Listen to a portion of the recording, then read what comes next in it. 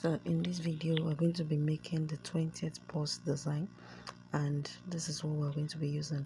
This material is used to make chair cover.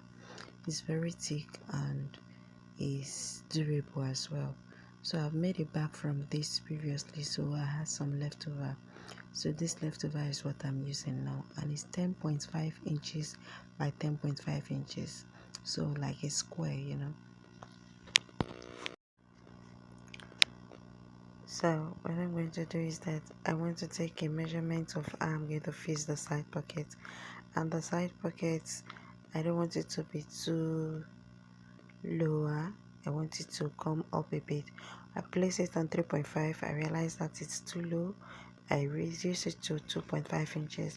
So that was what I later used. What I just did was I just mark out my lines and connect the line and cut through.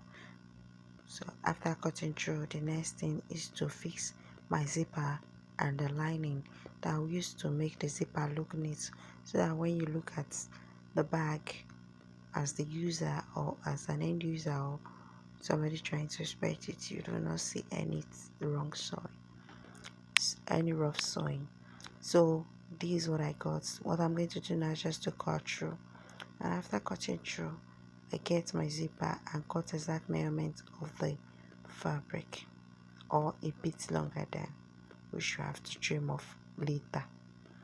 So this is what I did. The next thing now is to bring out my zipper. So I decided to use this zip, but this zipper is a very big size, not the size that I've been using.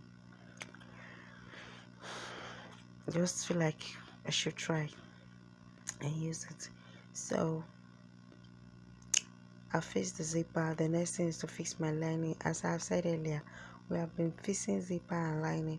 I'm not supposed to show this, but I just feel like this is the last video on the main practical. Every other thing is going to be a bonus. Let me just be a bit explicit. So by now I should be able to explain a purse with just my mouth and you understand. So I'm going to take that down and also do the other side, and just repeat the same thing on the other side by using my words to turn it. That's just what I am doing. My lining to turn the zipper, that's what I'm just doing. Is what we have been doing before now. So this was how I laid the second piece. I just place it on this place, and so then later put my lining underneath and also sew, so that make it ready. And the right side of my piece is facing the zipper, and also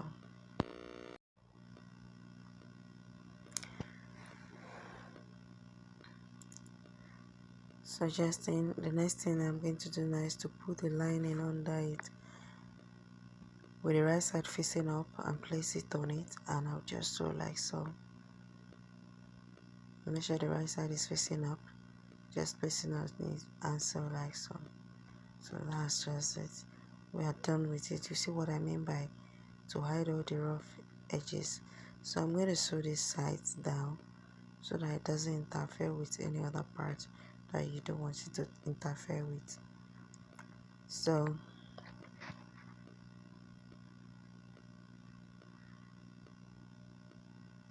that's it.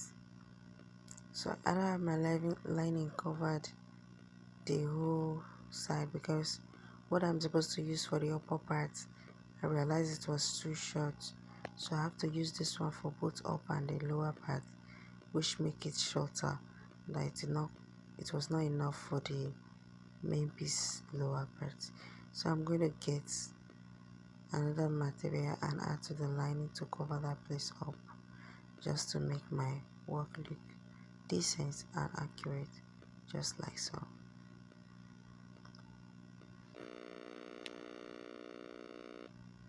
I'm just going to sew it on that place. This is actually not necessary.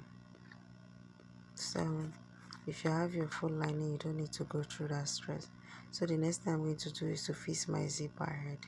This actually gives me stress because all the zips I have were smaller than the zip teeth. So remind me so that I'll do a tutorial of different sizes of zip teeth for you whenever I go to the market. So this is a very big size for traveling bags, and I was trying to force in small zipper, so it didn't work. I have to use a bigger zipper for it. So I have to fix a bigger zipper. I'm done with that. So the next thing is to find a lining to cover up. So I have all the size sewn already, so I'll put a lining to cover up so that it helps us stop whatever I'll put here as the pockets.